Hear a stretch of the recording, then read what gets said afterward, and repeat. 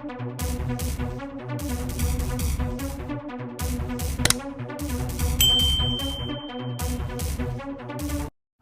lovelies, welcome back to my channel. If you are anything like me and you've taken any kind of inspiration from any of these dark and lovely spooky ladies, then stay tuned. In this video, I'll be going over how to get a smooth and creamy white base, so let's get right into it. With my face already primed, I'm going to use my Mayron white cream face paint stick and put that just all over your face. Now you don't want to put a whole lot on, we're not doing a thick coat right now. Either with a damp beauty blender or a brush, go ahead and blend this base out. Buff it out in large circular motions for the best results. Want this to be super smooth and blend on like butter. Using a face paint has its quirks, but when we go in later with dark colors like black, it helps blend into the base so much easier. I'm getting real close and I am looking at the textures of my skin and any areas that might need more face paint or a little bit better blending. I have circled some of the spots here that I really don't like. This is where you can add a little bit more if you need more, add it to your highlight areas, wherever you think. And once again, you're going to blend it out like crazy. I cannot stress how important it is to use these large circular motions when blending.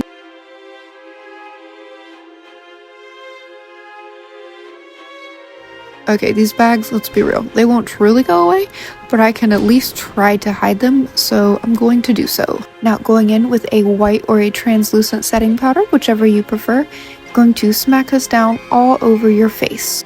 If you enjoy baking, that could be really beneficial here, but I hate it, so I just do a regular dusting of setting powder all over my face.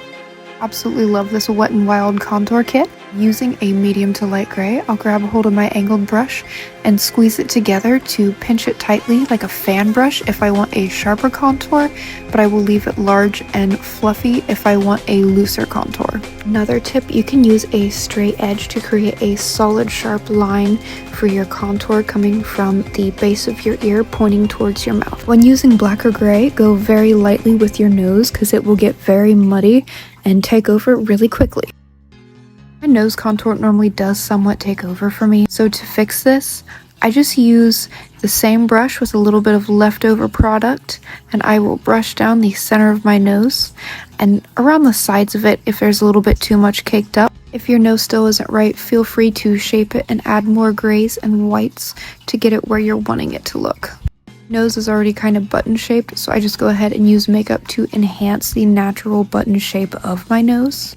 Now after contouring my nose, I dab a little bit of the excess gray into my eyes and then under my lips to add some of the natural shadows back into my face. And now we're about at a point where if you don't want to see the contour too much and you want it to look real natural, I would stop. I've included 2 examples of some soft contour looks where you can't see it that much, as well as 2 examples where you can definitely tell that I contoured with black. We needed a little bit of a highlighter moment. I cannot do a makeup look without adding highlighter, so we're just gonna go for it. I love this highlighter palette and I have almost used it all up, and I intend to keep on using it until it is absolutely gone. Now we're going to highlight the very tip of our nose as well as the cupid's bow just to give the very center of the face a little bit of a pop. First thing I darken up is my nose. This will set how dark the rest of my face is. Adding shadows underneath and above the button of the nose, I guess. Then I take an actual black eyeshadow and I darken up the hollows of my cheek as well as underneath my chin. This is where you start looking very sickly and sunken in, almost dead. Keep darkening up around your forehead to frame your face and even into your hairline if need be. For this process, we are just inside the gray we did earlier. If it gets too dark, good thing we used a face paint base that doesn't dry up because you can just blend it all back together. If your skin gets too gray, add a little bit more of a white highlight and blend that out. Anywhere that you did have to add more, don't forget to set. We should be starting to reach a point where we are relatively happy with the base.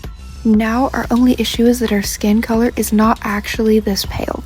So we're going to black out the neck to distract everybody from the fact that we painted our face the wrong color. You can take the black as far down as you'd like, but I think it helps round off the look a little bit better. Spot will also crease pretty bad, so don't be shy with your eyeshadows and your setting powders. Before using a liquid lip, I like to throw down chapstick because that can be so drying sometimes. And I ended up using the wrong lip color. I grabbed a black lip stain, which was really sheer and awful, so I just threw on a regular lipstick over top of it, and that made it look a little bit better. But I still wasn't happy with it, so I'm going back over top of that with a sheer black lip gloss. And here is our finished base. It is just ready for whatever kind of eyeshadow, eyeliner, and knickknacks you feel like putting on your face. If you've stuck around this long, thanks for watching. I'd love to see you try it, and we'll see you next time.